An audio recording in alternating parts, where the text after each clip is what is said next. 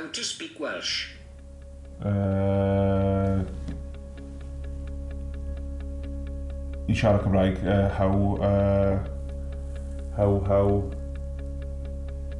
Swti, no? Da iawn, da iawn. Swti siarad Cymraeg, ie.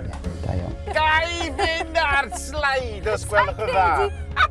Fi'n hapus iawn. Fi'n dysgu fwy yn siarad pob dydd. Be sy'n digwydd ma? Be sy'n digwydd? Cadw coch, mewn. But I'd better practice speaking Welsh now. Mae rhaid i ni practice ymarfer Da iawn. Cymraeg. Da iawn, da iawn. I need to say something in Welsh. Mae rhaid i ni dweud rhywbeth yn Cymraeg. Mae eisiau fi dweud rhywbeth yn Cymraeg.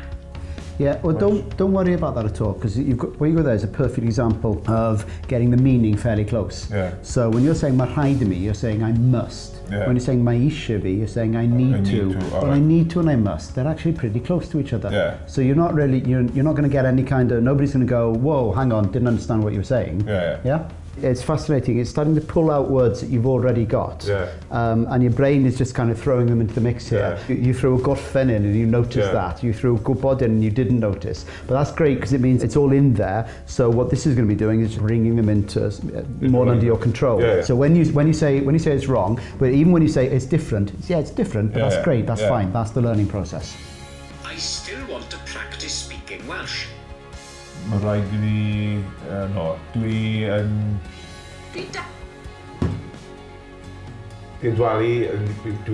dwi'n dalu rhywbeth yn Cymraeg. Yeah, so want was the bit in the middle. Yeah, dwi'n dalu want Mae'n. Yeah, da iawn. Dwi'n dalu Mae'n rhywbeth yn Cymraeg. Da iawn. To remember how to say something. Dwi ddim yn cael rhywbeth.